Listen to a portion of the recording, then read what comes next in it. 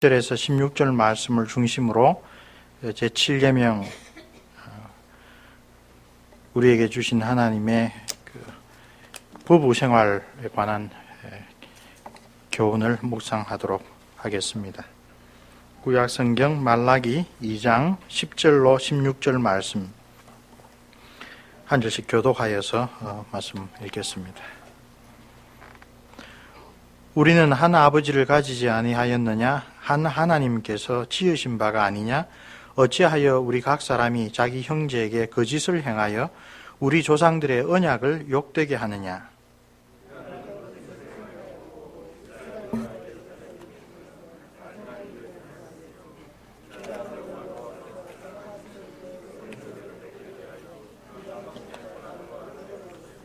이 일을 행하는 사람에게 속한 자는 깨는 자나 응답하는 자는 물론이요 만군의 여호와께 제사를 드리는 자도 여호와께서 야곱의 장막 가운데에서 끊어버리시리라.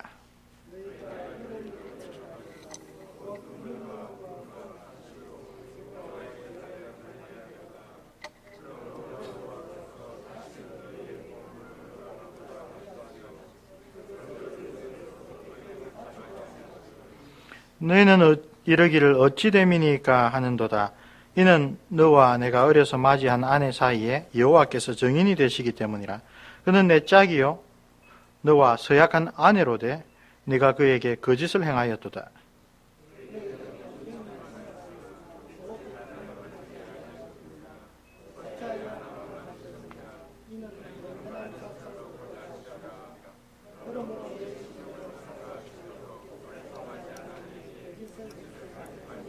같이 읽습니다.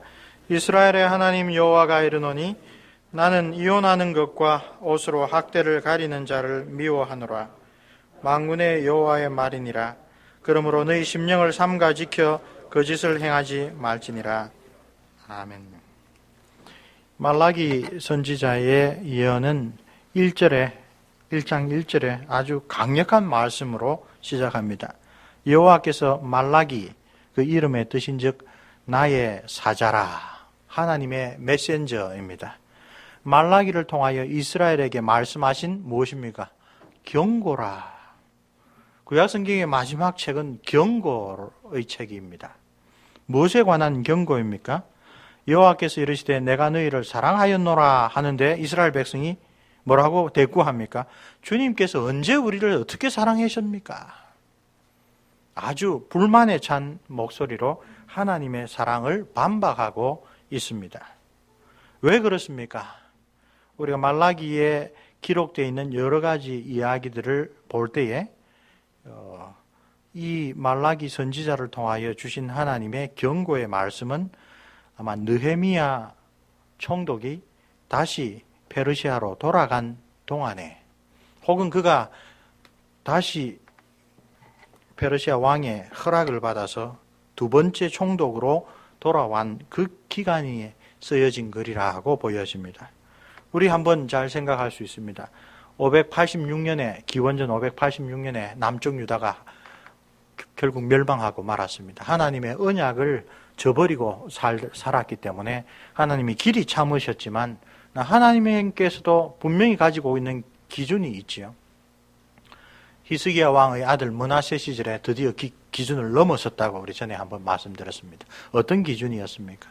그 옛날 수백 년 전에 여호수아를 통하여 가나안의 7족속, 아모리 족속을 비롯한 7족속을 쫓아내실 때 하나님이 어떤 공의의 기준으로 심판하셨습니까? 땅이 그 거민들을 토해낸다.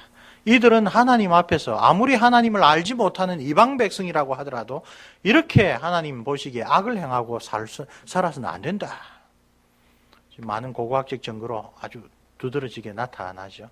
근데 므낫세 왕 시절에 급기야 그 시절에 유다 백성이 예전에 여호수아를 통하여 쫓아냈던 가나안 백성보다 더 악해졌다라고 평가합니다. 공의의 하나님은 언약의 하나님으로 정말 우리의 죄와 부족과 결핍과 잘못된 것을 길이 참아주시고 회개하기를 기다려주시지만 그러나 하나님이 정하신 어떤 수준을 넘었을 때 하나님의 공의가 아주 직접적으로 발동을 합니다. 기원전 586년에 포로로 잡혀갔고, 그러나 하나님의 크신 은혜 가운데 예레미야 선지자가 예언한 것을 깨닫고 다니엘이 기도하였던 것처럼 70년이 지나자 다시 회복의 길을 열어주셨습니다. 그래서 제1차 포로 귀환이 스룹바벨을 총독으로 삼아서 이스라엘 백성이 다시 예루살렘을 돌아와서 기원전 516년경에 그 스룹바벨의 그 성전이 재건됩니다. 오늘 아침에 우리 집사님 기도하실 때 그 첫 성전 솔로몬과 비교할 때 너무나 보잘것없어서 옛 성전을 기억하던 사람들이 참 통곡하였다고 했지만 놀라운 하나님의 은혜였습니다. 그렇죠? 다시 성전을 재건하게 하시고, 그러나 돌아와서 황무지가 된 밭을 눈물을 흘리면서 씨를 뿌리러 나가고 했지만 곧바로 해방되거나 곧바로 독립국가가 되지는 못했습니다. 그래서 귀환한 이스라엘 백성들의 심령이 크게 한번 상해 있었지요. 주변의 여러 사람들은 유대인들을 어떻게 하면 못 살게 굴고 없애버리려고 합니다. 그 소식을 들었던 이 페르시아 황제의 황관으로 있었던 느헤미야가 정말 하나님 앞에 하나님 나라에 대한, 교회에 대한 사랑 때문에 눈물을 흘리며 기도하고 특별한 허락을 받아서 유대인으로 두 번째 총독이 되어서 기원전 444년에 옵니다. 그것이 에스라 느헤미야서가 기록됐던 때입니다. 돌아와서 그 주변 백성들의 그 위협으로부터 막기 위하여 무너진 성전을 재건했을 뿐만 아니라 무엇을 합니까? 주변에 예루살렘 성에 담을 쌓습니다. 성벽을 재건하는 공사를 하죠. 그리고 학사 에스라를 통하여 하나님 앞에서 율법의 말씀을 따라 올바르게 삶을 개혁하는 종교개혁을 일으킵니다. 그렇게 아주 신앙을 회복했던 시절이 한 11년 계속됩니다.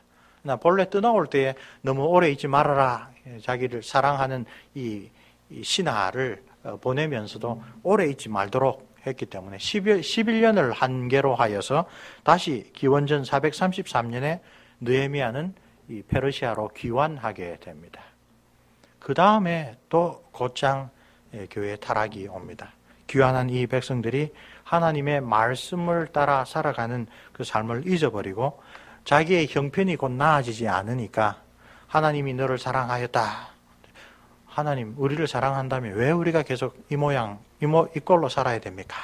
하고 곧바로 반박하는 그런 이 악한 모습을 보여줍니다. 하나님께서 바로 우리 1장을 조금 살펴보시죠. 1장 2절에서 5절까지 그 하나님의 사랑이란 게 어떤 것인지를 보여줍니다. 에서는 야곱의 형이 아니냐. 그러나 내가 야곱을 사랑하였고 에서는 미워하였다. 하나님의 공의의 법칙에 따라 이스라엘만 멸망한 게 아니라 그 야곱의 형이었던 에서의 그 후손들도 다 멸망당했습니다. 그런데 멸망당한 야곱의 후손, 에서의 후손 가운데 하나님은 오직 하나님의 백성 유대인들만 다시 고향으로 돌아올 수 있게 해 주었습니다. 그래서 시편을 보면 이 주변의 모든 백성들이 보고 놀란다. 저 백성은 어떤 백성이에요? 저런 특권을 얻어서 자기들이 잃어버렸던 옛 땅을 다시 회복할 수 있게 되었는가? 하나님 그 이야기를 합니다. 본래대로 이야기를 하자면 다 멸망받고 다 벌받아서 아무런 주장을 할 수 없었을 너희를 특별히 은혜를 주어서 너희들만 예루살렘 땅으로 돌아오게 해주었다. 그랬는데 우리로 말하자면 죄인이 감히 하나님의 자녀가 될 수 없는 우리를 특별한 사랑으로 예수 그리스도의 공로로 구원을 해주니 우리 삶이 힘들다고 하나님 왜 나를 사랑하지 않습니까? 라고 오히려 불평하고 있느냐 이야기를 하고 있습니다. 한 걸음 더 나아가서 하나님의 은혜를 잘 이해하지 못한 하나님의 백성은 곧바로 그 하나님의 섭리에 대하여 의심을 가집니다. 이들이 하나님께 대하여 드리는 예배가 아주 부패하게 되어버렸습니다.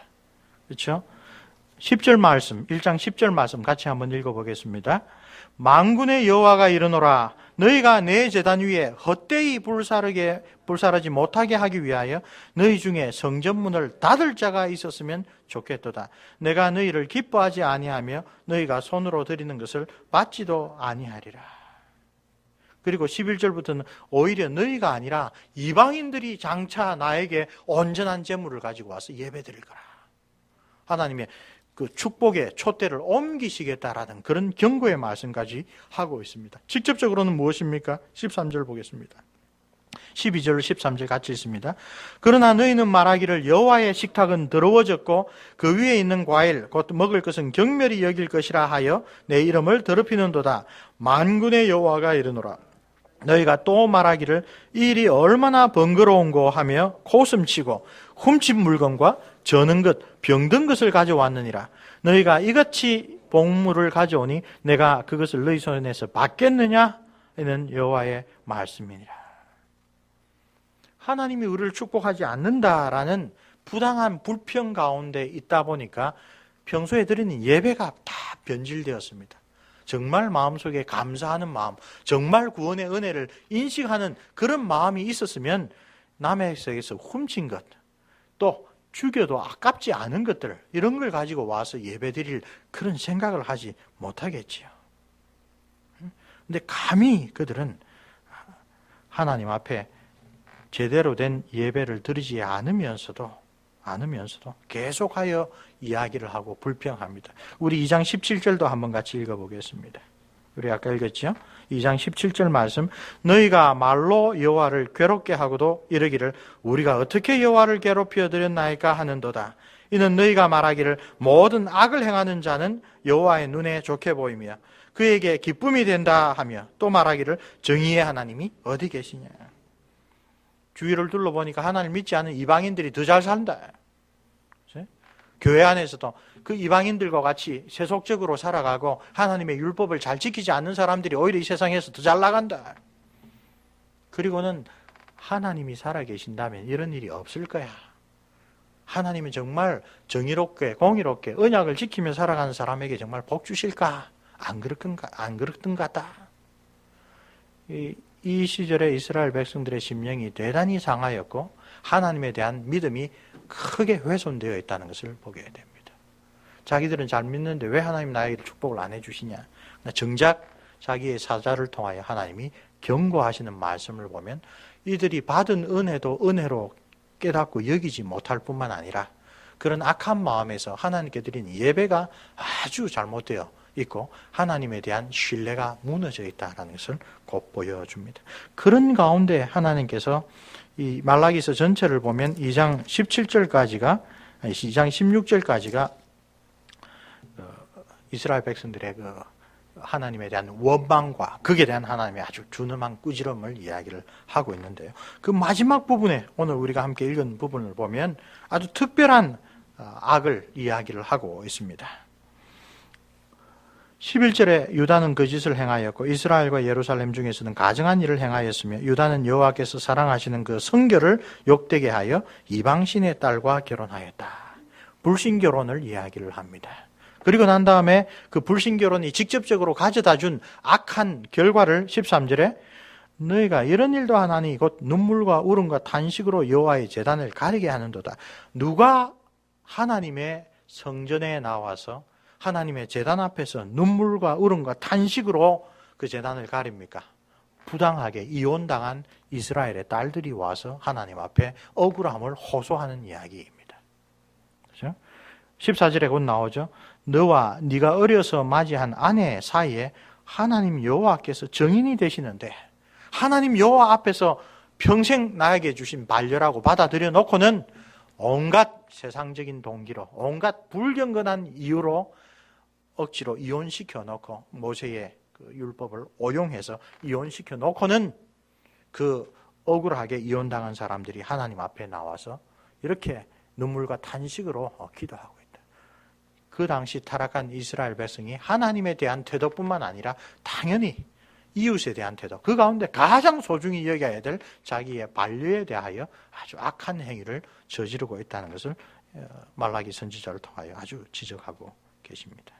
16절에 이스라엘의 하나님 여호와가 이르노니 나는 이혼하는 것과 옷으로 학대를 가리는 자, 구타를 한단 말이죠. 그죠? 근데 그것을 사람들 안 보기에는 가리고 있다. 이런 모든 하나님께서 본래 정해주신 그 결혼의 제도를 가장 악한 모습으로 왜곡하는 것들을 하나님께서 미워한다라고 분명하게 이야기를 하고 계십니다. 우리 나눠 받으신 그 설교 참고문을 보시면요, 말라기 선지자를 통하여 주신 이스라엘에게 베신 경고가 무엇인가? 또 이 두 번째 문제, 말라기 선지자를 통하여 혼인의 신성함을 다시 깨우쳐 주시는 뜻은 어디 있습니까? 하고 이스라엘 백성의 두드러진 죄악으로 그 앞에는 전부 다 하나님에 대한 이야기를 합니다. 십계명의 왼쪽 돌판을 이야기한 것 같습니다. 오른쪽 돌판, 이웃에 대한 그 범죄를 이야기를 하면서 대표적으로 들고 있는 게 제7계명을 어기고 있다.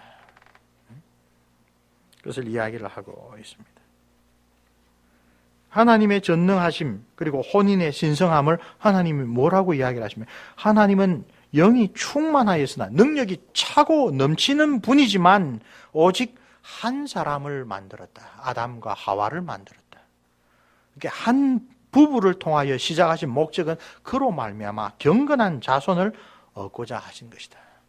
하나님이 혼인의 신성함을 주신 그 목적이 무엇인가를 아주 잘 이야기를 해주고 있습니다.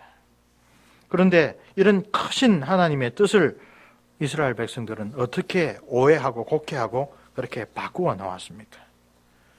언약 백성으로서 하나님이 누구시며 우리를 위하여 베풀어 주신 일들이 얼마나 크고 깊은 뜻이 있으면 우리에게 은혜되는가를 깡그리 잊어버린 그런 모습입니다. 마태복음 19장 8절에 우리 주님께서 본래는 그렇지 아니하니라 라는 유명한 말씀을 했습니다. 바리새인과 서기관들이 모세는 이혼 정서를 주어서 이혼할 수 있도록 했는데 당신은 어떻게 생각합니까? 그때 주님께서는 본래는 그렇지 아니하니라. 하나님께서 창조하신 아름다운 것 가운데 인간의 타락으로 말미암아 망가진 여러 가지 가운데 대표적인 것이, 제일 처음에 나오는 것이 바로 결혼입니다. 본래 하나님께서 자기의 형상으로 사람을 만들되 남자와 여자로 만드시고, 그리고 자기의 형상된 인간에게 하나님이 만드신 모든 피조물을 다 다스리고 지키게 했습니다. 창세기를 연구하는 오늘 신학자들은 하나님의 형상에 대한 성경의 가장 1차적이고 기본적인 의미가 하나님처럼 인간은 모든 피조물을 다스리고 지키는 그런 존재. 하나님이 왕이시면 우리는 총독으로서, 하나님이 주인이시면 우리는 청지기로서 하나님이 하시는 일을 우리가 대리함으로 하나님이 어떤 놀라운 분인가를 보여주는 존재라. 두 번째가 바로 사귐이라. 하나님은 창조전부터 영원토록 성부, 성자, 성령 삼위께서 자기를 내어주는 아가페 사랑으로 하나 되신 분이다. 그런데 하나님의 형상, 곧 하나님이 어떤 분이다라는 것을 드러내어 줘야 될 인간이 하나로만 있을 때, 하나님이 지으신 모든 것을 보고 그 보시기에 좋았더라 했는데 타락 이전에도 하나님 보시기에 좋지 못했던 게 딱 하나 있죠. 아담이 홀로 있는 것, 독처하는 것이 하나님 보시기에 좋지 못하였더라. 왜? 아담은 하나님의 형상으로 하나님이 자기를 내어주는 아가페 사랑으로 하나 되는 그런 모습을, 하나님의 형상인 인간도 그걸 반영을 해야 되죠.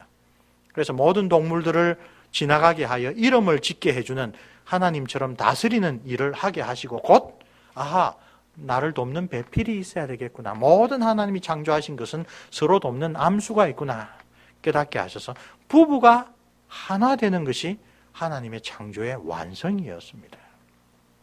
그래서 한 남자와 한 여자가 혼인을 통하여 한 몸이 되는 것이 하나님의 창조 질서의 영광, 그리고 하나님의 형상되는 인간의 온전한 모습으로 하나님을 반영하는 하나님의 형상으로 만들어 주셨습니다. 한 남자와 한 여자와 결합하여 한 몸의 교제를 나눔으로써 하나님의 사랑과 연합을 체험하고 하나님의 사랑의 그 자기 희생적인 아름다움을 드러내는 것, 이게 바로 결혼을 통하여 보여주게 하신 영광이고 기쁨입니다. 그런데 타락한 인간이 곧바로 깨트리는 게 이런 혼인의 신성함이죠. 가인의 7대손 라멕을 통하여 소위 일부 다처제가 시작되었습니다. 창세기 4장 19절에. 그런 악한 제도가 여러 가지 모습으로 하나님의 백성 안에도 들어왔습니다. 믿음의 조상 아브라함도 상속자를 얻기 위하여 첩을 들였고요. 이스라엘의 열왕들도 정치적인 이유로 혹은 여러 가지 기타 사정으로 일부 다처제를 시행하였습니다. 그 시대 애굽의 악한 풍습에 물들어 있었던 이스라엘 백성의 형편을 고려하여서 모세가 신명기 24장에서 혼인의 신성함을 가르치기 위하여 남편들이 자의적인 이혼을 하지 못하도록, 이혼할 때는 반드시 증명서를 주어서 약자인 부인을 보호하게 하고, 그 다음에 제 마음대로 헤어졌다가 제 마음대로 다시 결합하는 것을 막게 한, 혼인의 신성함을 일깨워주기 위하여 주신 계명을 나중에 예수님 당시에 유대인들은 남자 마음대로 혼인 정서만 주면 이혼할 수 있는 것으로 바꾸어 놓았습니다. 유대인들의 이 잘못된 해석은 조선시대의 칠거지약을 능가할 정도입니다. 요리를 잘못해도 이혼 정서를 주고 쫓아낼 수가 있었습니다. 신약시대에 이렇게 인간의 타락한 마음이 하나님의 율법과 규정을 얼마나 바꾸어 놓았는지를 잘 아시는 주님께서 본래는 그렇지 아니하니라. 오늘 여기서 하나님은 영이 충만하셨으나 어찌 하나만 만드셨는가? 그 이야기를 동일하게 반복하여 가르쳐 주신 것입니다. 고린도전서 7장 4절에 아내가 자기 몸을 주장하지 못하고 오직 그 남편이 하며 남편도 이와 같이 자기 몸을 주장하지 못하고 오직 그 아내가 하나니라고 사도 바울이 이야기를 하면서 부부는 사랑의 교제 안에서 하나님을 온전히 섬기기 위하여 한 몸이 되는 존재라. 그래서 더 이상 부부가 된 다음에는 나가 아니라 나의 우선순위가 아니라 사랑하는 아내와 사랑하는 남편의 우선순위를 따지는 자가 되어야 된다고 가르쳐 줍니다. 우리 오전에는 소요리 문답을 봤는데요. 오후에는 우리 하이델베르그 요리 문답을 한번 살펴보겠습니다. 제108문답에서 제7계명에서 하나님께서 원하시는 것은 무엇입니까? 거기 보면 대원칙이 하나님께서는 모든 부정을 저주하십니다. 그렇죠? 레위기에 가나안 땅에 이전에 있던 많은 백성들이 이 가증한 일을 했기 때문에 땅이 더러워져서 땅이 그들을 토해낸다. 너희들도 만약에 이방 백성들처럼 그 가증한 짓을 하면 그 땅에서 쫓겨날 것이라. 신약성경의 에베소서 5장 5절 너희도 이것을 정령이 알거니와 똑바로 알고 있지라고 사도 바울이 강조합니다. 뭐합니까? 음행하는 자, 더러운 자, 탐하는 자, 곧 우상숭배자는 다 그리스도와 하나님 나라에서 기업을 얻지 못한다.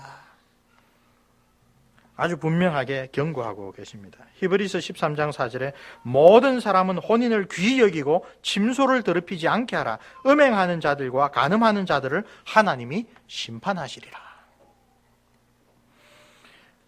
이런 7계명의 정숙함, 성적인 고결함, 깨끗하면 자기가 독신으로 있든지 혼인한 상태든지 막론하고 하나님께서 주신 명령입니다. 그리고 어떻게 하라? 실천 강령으로 모든 부정함을 미워하고 순결하고 단정한 삶을 추구하라고 아주 강조하고 있습니다.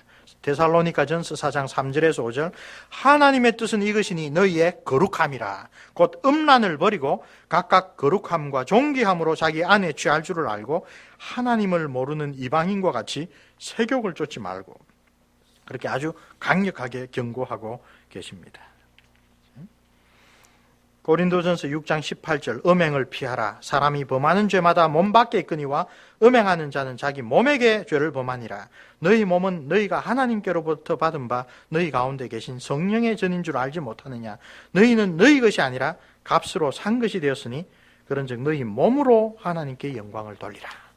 아주 분명하게 이 계명을 하나님께서 얼마나 중요하게 여기시는지를 깨우쳐 주십니다. 하나님께서 백구문답에 이 계명에서 간음 혹은 간음과 같은 부끄러운 죄만을 금하십니까? 그 답에서 우리의 몸과 영혼이 모두 성령의 전이기 때문에 우리가 몸과 영혼을 순결하고 거룩하게 지키기를 제7계명에서 하나님께서 원하십니다. 따라서 모든 부정한 행동이나 몸짓, 말이나 생각이나 욕망, 또 그리로 유혹하는 모든 것을 금하십니다. 그래서 우리 자녀들이 아빠 오늘 교회 갈 때 이런 옷 입어도 돼요? 바지 길이. 그 살펴보는 일이 다른 것이 아닙니다. 우리가 이 계명을 귀하게 여기기 때문에 자기뿐 아니라 성도들의 덕을 세우기 위하여 우리 자신을 경계하고 돌아보는 그런 목적을 가지고 우리가 살펴보는 것입니다. 자, 제7계명의 교훈을 한번 깊이 살펴보겠습니다. 하나님의 형상으로 지음받은 인간과 결혼제도에서 아담이 하와를 처음 봤을 때 인류 최초의 시를 지었죠. 내 뼈 중에 뼈요, 살 중에 살이라. 그런데 타락하고 난 다음에 어떤 부부관계로 변해버렸습니까? 하나님이 나에게 준 저 여자 때문에 내가 선악과를 먹는 죄를 지었습니다. 이 자기의 죄를 배우자에게 핑계대는 그런 존재로 바뀌어버렸습니다.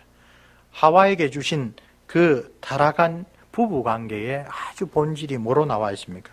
너는 남편을 원하고 남편은 너를 다스릴 것이니라.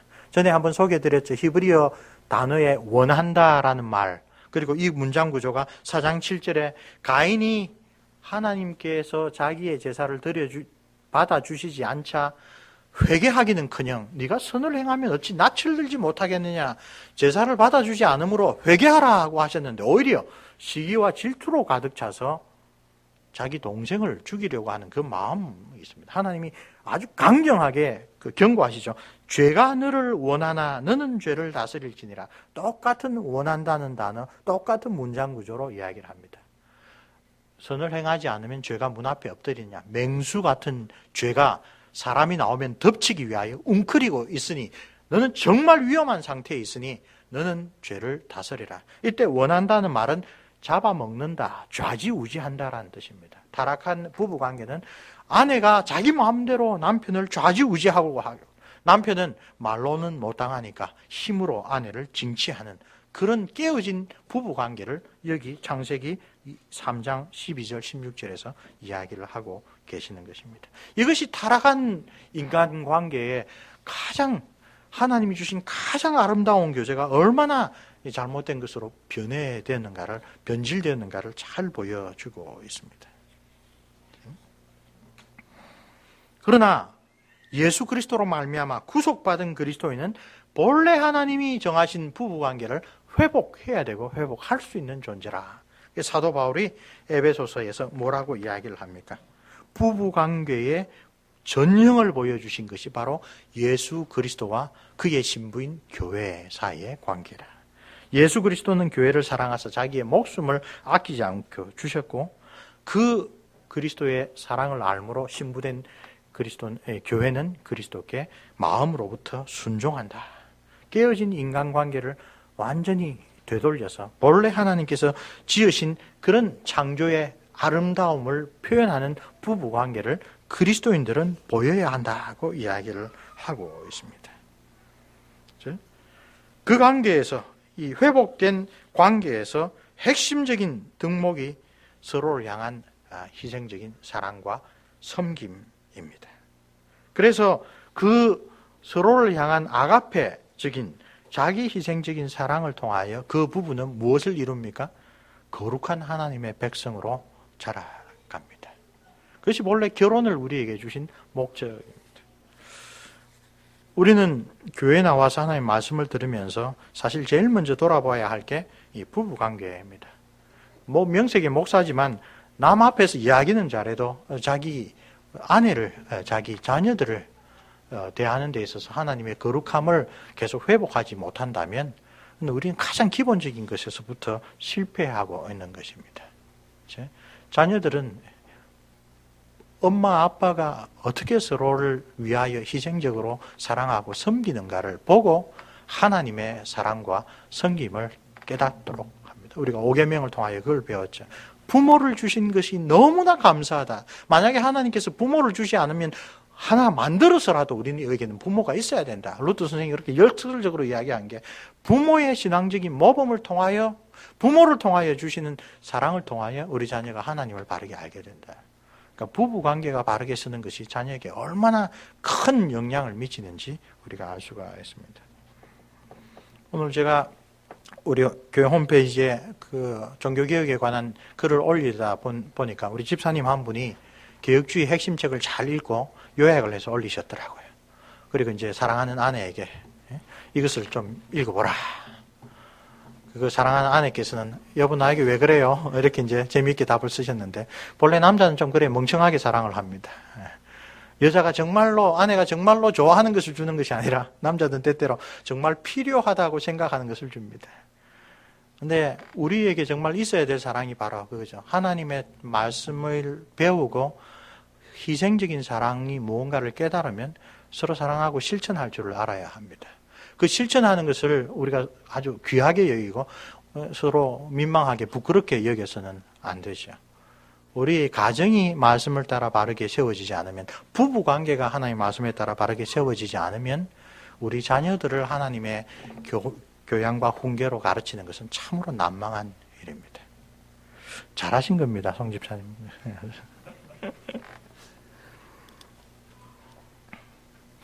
고린도전서를 보면 오늘 개신교 우리 신자들에게 상당히 난감한 이야기를 하는 것 같습니다. 사도 바울이 할 수만 있으면 나처럼 독신으로 살아라.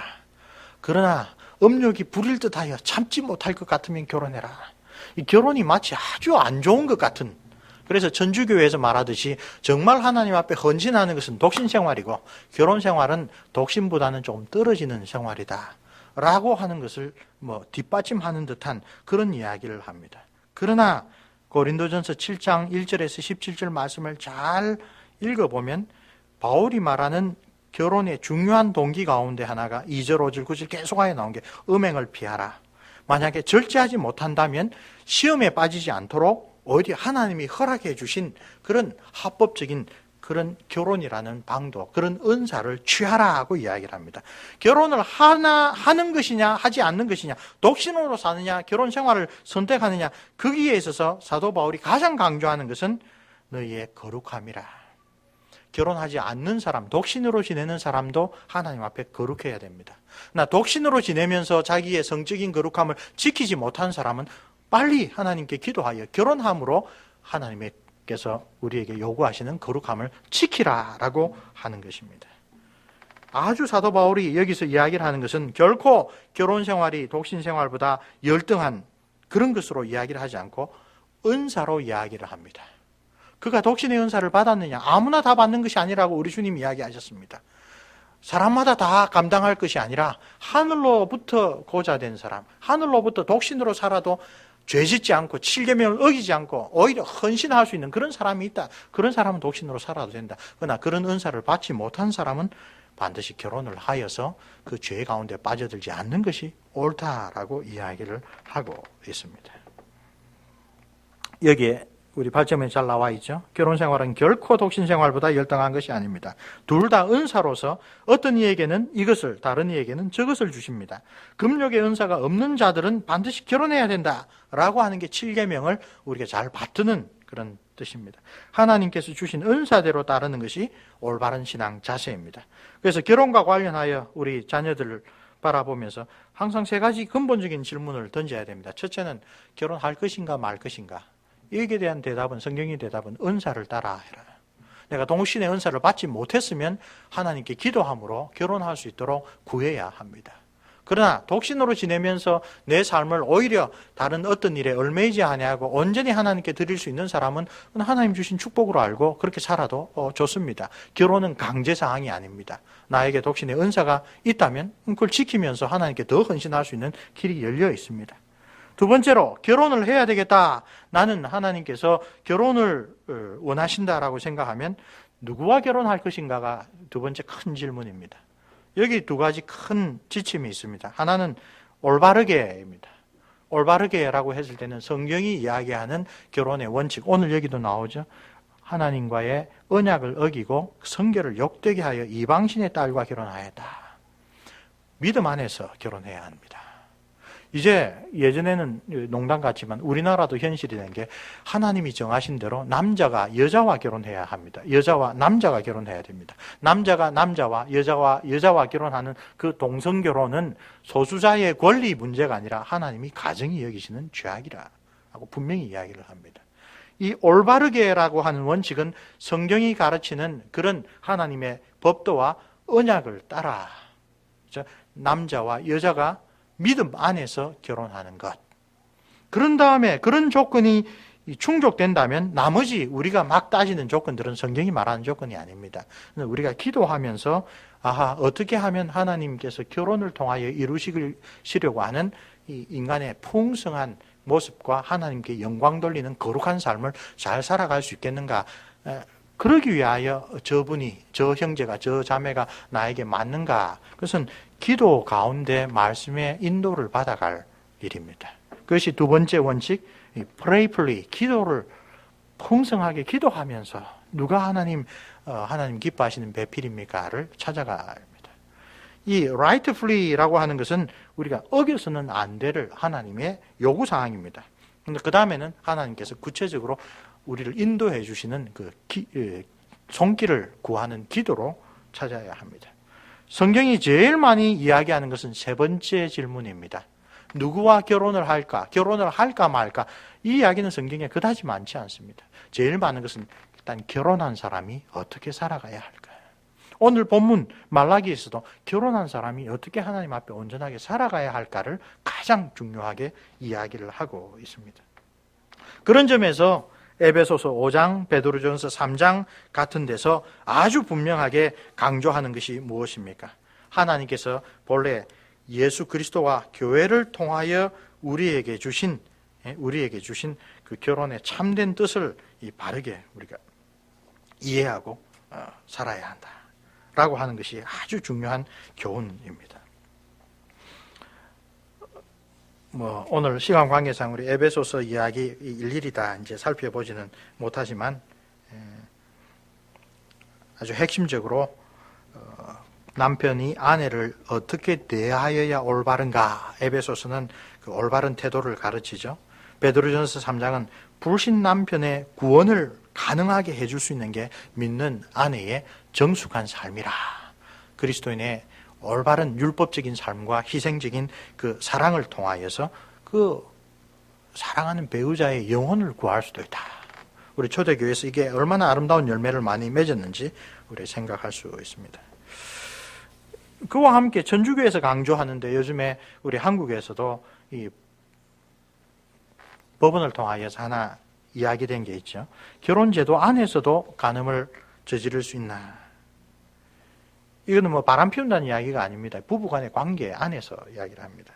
결혼은 하나님께서 제정하신 거룩한 제도이므로 무절제의 추악을 벗어버릴 수 있게 해주지만 결혼이라는 제도가 모든 것을 다 합법화시켜주지는 않습니다. 합법적인 결혼관계 안에서라면 남편과 아내는 무슨 짓을 해도 무방하다라는 생각은 제7계명을 주신 하나님의 뜻을 어기는 것입니다. 그러므로 아내는 남편을 신중하게 대하여야 하고 혼인의 존귀함과 절제에 합당하지 않는 일은 일체 허용하지 말아야 합니다. 부부로 맺어주셔서 둘 사이에는 부끄러움이 없게 해주시고 영혼뿐만 아니라 육체도 하나 되게 하신 목적은 궁극적으로 하나님이 기뻐하시는 성결을 위한 것이지 그것이 아무런 마음의 악한 그 정욕을 다 토로해도 좋은 그런 제도적인 장치로 주신 것은 아니다 이야기입니다. 그래서 밀라노의 암브로시우스 우리 아우구스티누스 교부를 회심시키고 세례를 주신 유명한 분이죠. 결혼 생활에서의 수치나 체면을 개의치 않는 사람은 자기 처를 간음하는 자이라. 이런 유명한 말씀을 우리에게 남겨두셨습니다. 독신 생활과 관련하여 한 가지만 지나가 봅시다. 은사로서의 독신이 있으므로 우리는 모든 사람은 다 결혼해야 된다. 꼭 그럴 필요는 없습니다. 이 점에서 사실은 저 목사로서 상당히 그 놀라운 모습을 우리 자매교회인 그 화란교육교회에서 봤습니다. 신학교를 다닐 때 나이는 상당히 어리지만 함께 식사 모임을 만들어서 교제하던 친구가 신학교를 우수한 성적으로 졸업하고 교회에 소명을 받았는데 아직 결혼을 안 했어요. 우리 장로교 같으면 노회에서 어르신들이 결혼하기 전에는 목사 안수를 안 해줍니다. 그래서 우리 잠실중앙교회 이재환 강도사 이번에 목사 안수를 받아야 되는데 아직 혼인을 못 해갖고 1년 연기가 되어 버렸습니다. 근데 그쪽에는 이것은 은사에 관련된 문제다라고 해서 교회 소명을 받으면 바로 목사로 안수를 해주더라. 이 독신은 은사이기 때문에 반드시 결혼해야 된다라는 결혼에 대한 강압성을 우리에게 제거해주는 측면이 있다. 그런 점을 하나 기억하시고요. 그 다음에 독신을 제도화했을 때는 정반대되는 폐해가 나타납니다. 천주교는 사제가 되는 사람은 반드시 독신으로 살아야 된다. 그가 독신의 은사를 받았든지 받지 않았든지 제도화했기 때문에 오늘 천주교의 골칫거리가 무엇입니까? 가난한 자를 대변한다라고 해서 프란체스코라고 하는 이름을 가지신 이번에 교황도 문제는 가난한 자에 대한 돌봄보다도 천주교에 좀 골칫거리는 성직자의 간음 때문에 골치를 앓고 있습니다. 은사를 받지 못했는데 억제하고 제도로 만들면 또 그런 불합리한 일이 일어납니다. 근데 왜 천주교는 그렇게 성직자의 독신을 제도화했을까요? 성경이 가르치지 않은 오히려 그리스에서 들어온 영육 이원론 때문에 그렇습니다. 영혼이 더 정결하고 육신은 그 영혼의 정결함을 항상 방해하는 세력이다.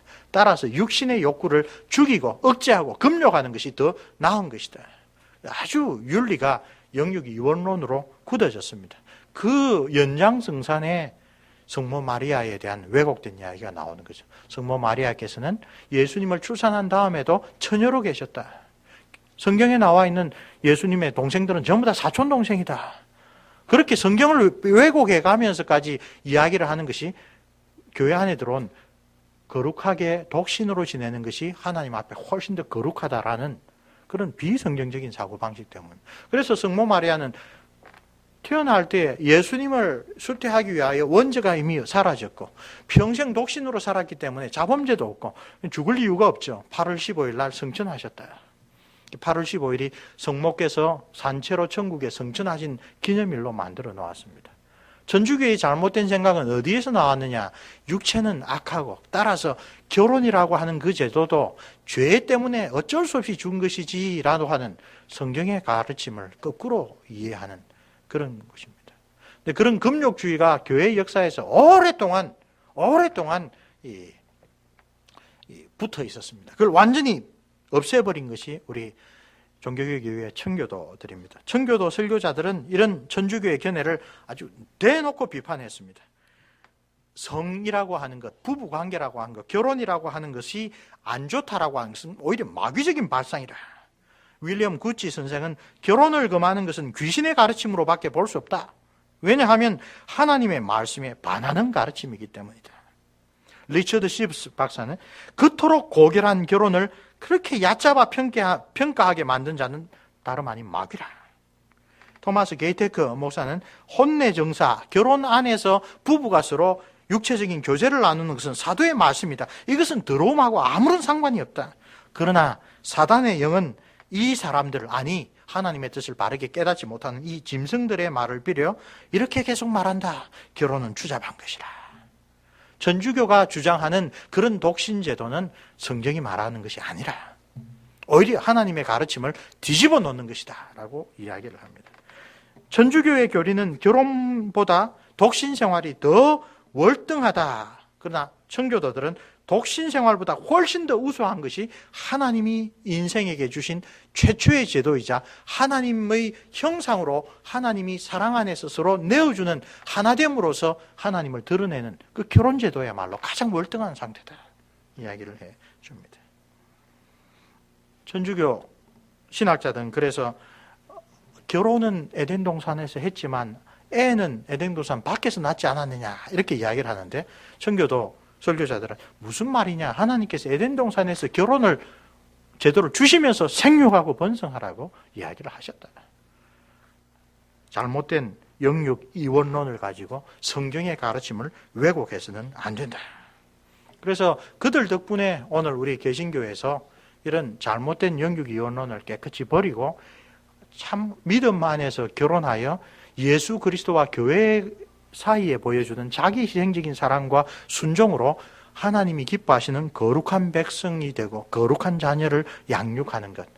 그것이야말로 그리스도인에게 주신 하나님의 큰 사명이자 축복이라 우리가 믿고 있는 것입니다.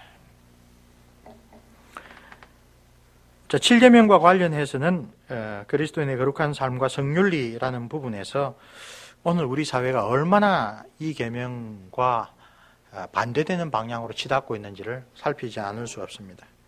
오늘날 우리가 사는 사회는 제7계명을 극단적으로 싫어하는 사회입니다. 성적인 관계는 종종 이따금씩 만나 즐기는 일종의 스포츠가 되었고 돈을 주고 내가 이용할 수 있는 서비스가 되어버렸습니다.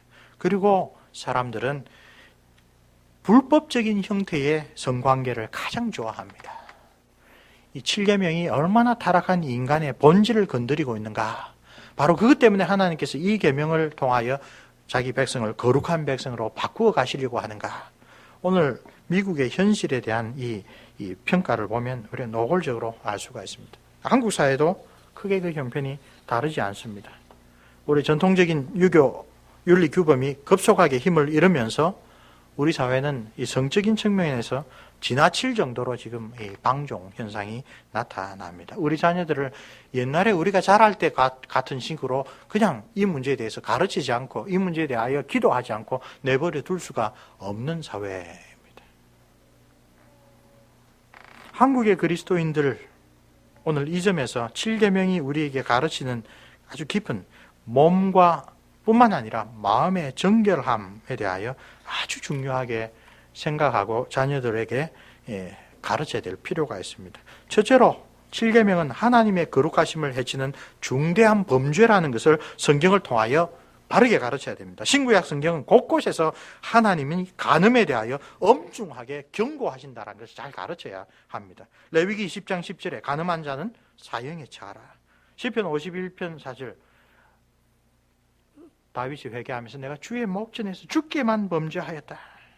잠언 6장 32절 이 간음죄에 빠지는 자는 자기의 영혼을 망하게 하는 자이다. 에베소서 5장 4절 성도라면 이런 간음과 같은 음행은 입에도 담지도 말아라. 계시록 21장 8절 둘째 사망, 영원한 사망에 빠져 들어갈 자 가운데 음행하는 자가 그게 빠져나갈 수가 없다. 재밌는 드라마 보면서 애절한 사랑을 하는데 7계명을 어기는 것을 우리는 옳지 않다라고 이야기를 해야 됩니다. 자녀에게 좋지 못한 영향을 끼치면 우리가 솔선해서 그런 것을 보지 말아야 합니다.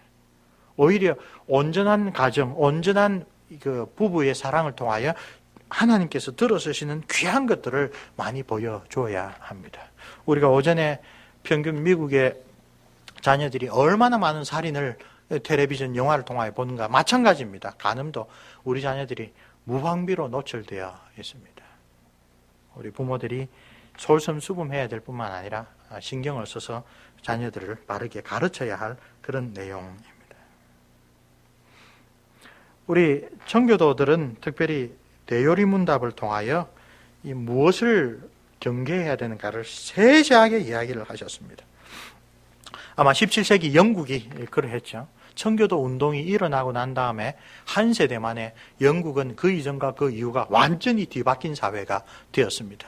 그 바뀐 사회로 만들기 위하여 하나님 보시기에 축복받는 사회로 만들기 위하여 제7계명과 관련하여 간음, 음행, 강간, 근친상간, 남색, 과도한 정욕, 부정한 망상과 생각, 부패하고 추잡한 교제, 단정치 못한 옷차림, 불법적인 결혼, 이 초약금 같은 거, 매음을 허용하거나 매음을 그냥 보고 지나가는 것, 결혼을 부당하게 늦게 하게 하는 것, 그 다음에 이중결혼, 부당한 이혼, 음탕한 노래, 서적, 그림, 춤, 이런 모든 것들이 그 당시 영국을 하나님의 진노의 손안에 두었다.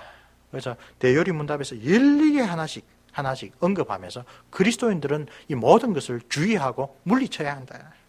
주께서 성별하시고 축복하신 결혼관계 이외의 남녀에게라면 모두 하나님 보시기에 저주받은 것이고 결혼제도는 우리가 무절제한 정욕에 빠지는 것을 막아주도록 하나님께서 우리에게 주신 대책으로 우리가 열심히 적극적으로 활용해야 된다고 이야기를 하고 있습니다. 뿐만 아니라 우리의 삶의 모든 부분을 하나님 앞에서 정결하고 또 자기를 부인하고 성령의 도우심을 받아 성결한 삶으로 이끌어 가도록 우리에게 가르쳐 줍니다. 산상보훈에 나타난 예수님의 그 유명한 가르침, 간음할 목적으로 혹은 그런 상상을 하면서 여인을 쳐다보는 것, 그 자체가 벌써 7계명을 어겼다. 오전과 마찬가지로 우리 자신이 그럴듯한 모습으로 내가 가지고 있는 그런 경건으로 이런 것을 지킬 수 있는 존재가 아니다. 잠시라도 나는 하나님 앞에서 내 자신을 부인하고 예수 그리스도의 십자가 공로를 의지하고 성령 하나님 내 마음을 바꾸어 주옵소서. 아직 용서치 못하는 내 마음을 고쳐주십시오. 아직도 그 죄에 끌리는 나의 모습에 대하여 내가 참 혐오하는 마음을 갖게 해 주십시오. 그렇게 하나님께 간절하게 기도해야 될 필요가 있습니다. 우리와 자녀들 모두에게 아주 중요한 충고로 정결한 친구들을 많이 사귀라. 고린도전서 15장 34절이죠. 정결한 친구들을 사귀라. 그리고 부부가 사랑하며 동거할 것, 자녀에게 미치는 영향이 아주 크다. 사실상 외형적으로는 부부이고 같은 지붕 아래 살지만 서로 몸과 마음을 하나 되는 부부 관계를 멀리하면 그것은 이 사단에게 틈을 주는 것이라. 사도 바울이 그러죠. 하나님 앞에 헌신하고 기도하고 금식하는 동안에는 분방하되 그러나 분방을 오래 하지 말아라. 사단에게 틈을 줘서는 안 된다. 그런 이야기를 하고 있습니다. 하이델베르그 요리문답을 쓰신 자카리아스 우르시누스 박사는 부부간에 무엇보다도 사랑이 있어야 된다. 부부는 법률적인 관계가 아니다. 부부간에 사랑이 있어야 된다. 그래서 그 당시에 칼빈 선생은 아주 무리를 일으킨 적이 있습니다. 그 당시는 결혼이 중매 결혼이었습니다. 근데 사랑이 없으면 중매 결혼을 거부해도 된다라고 이야기를 해서 무리가 일어났습니다. 그 당시는 생각도 못할 일이었죠. 그러나 칼빈 선생, 성경에 따르자면 부부간의 관계는 법률적인 관계가 아니라 무엇보다도 두 사람 간에 사랑이 있어야 된다고 이야기를 했습니다. 성적인 순결을 두 번째로 아주 강조하였고, 특별히 부부가 성적인 관계를 어떤 의도든지 유기하는 것, 한 배우자가 성생활을 거부하는 것, 이것 역시 7계명을 어기고 부부관계를 위태롭게 하는 문제이고, 이것이 장기적으로 해결이 되지 않으면 종교개혁자들은 이것도 이혼에 합당한 사유가 된다라고 이야기를 했습니다. 그리고 부부관계에서는 결혼서약에 나온 대로 형편이 좋을 때나 나쁠 때나 부유할 때나 가난할 때나 아플 때나 건강할 때나 죽음이 우리를 갈라놓을 때까지 사랑하겠다라는 맹세를 하나님 앞에서 했습니다. 따라서 부부의 관계는 그 남편과 아내가 각자 가진 모든 소유, 또 각자 가지고 있는 마음과 그 정서까지 다 교감할 줄 알아야 된다. 이제 이것은 내 것이고 저것은 당신 것이다라고 하는 게 참다운 부부관계에서는 그 옳지 못한 사고방식이다 이야기를 합니다. 네 번째로, 결혼은 반드시 자녀의 양육과 훈련과 연결된다고 이야기를 합니다. 그리고 다섯 번째, 부부관계에서 가장 귀한 자세는 서로의 결점을 내가 보완한다. 그런 마음가짐이 부부의 가장 귀한 자세이라. 각 배우자는, 남편과 아내는 상대방의 문제에 대하여 관심을 가지고 공감할 뿐만 아니라 그 문제에 대하여 실제로 무엇을 내가 함으로 내 아내, 내 남편의 연약함을, 부족함을 내가 메워줄 수 있을까, 도와줄 수 있을까를 생각해야 한다. 남편이 가지고 있는 어려움과 불안감, 아내가 가지고 있는 스트레스와 고민, 그런 것에 대하여 돌아보지 못하면 그것은 올바르게 된 그리스도인의 부부관계가 아니다. 자기가 사랑하는 배우자가 걱정하는 것을 그대로 태연히 가지고 보고 지내는 사람은 참된 사랑의 관계를 벌써 놓쳐버린 것이다. 경고를 하고 계십니다. 네 번째는 우리 사회에 관한 이야기인데요. 특별히 동거에 대하여서 오늘 사회적으로 문제가 많이 있습니다. 그러나 목회적으로 제7계명의 정신을 무시하고 의도적으로 동거하는 사람이 있고, 경제적으로나 혹은 법률적으로 우리 한국의 호적법의 동성동본은 너무 범위가 넓습니다.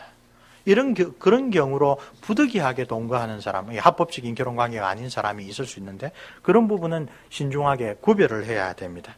그러나 제7계명을 어기는 의미에서 동거할 때 기본적으로 그 동거는 결혼을 주신 하나님의 뜻, 자기 희생적인 사랑으로 하나가 되는 것을 바로 부인합니다. 내가 당신을 사랑하는 한, 당신도 나를 사랑하는 한 같이 있겠다. 이게 동거의 기본 조건입니다.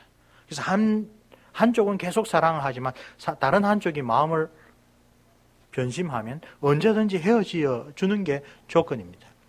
그런 관계는 아무리 오랫동안 지속된다 하더라도 실제로 부부관계에서 반드시 필요한 하나님의 형상을 반영하는 그런 핵심 뭡니까? 자기 희생적인 사랑으로 내 아내의, 내 남편의 부족을 채우겠다라는 그런 생각이 없습니다.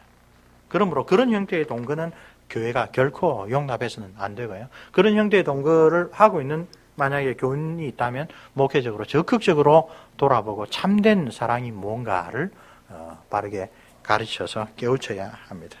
동성애 마찬가지입니다. 오늘 우리 청년들에게, 우리 자녀들에게 분명히 가르쳐야 되는데, 특별히 그 두 번째, 성경의 일관된 교훈과 원칙은 하나님 앞에 이것은 가정한 짓이라.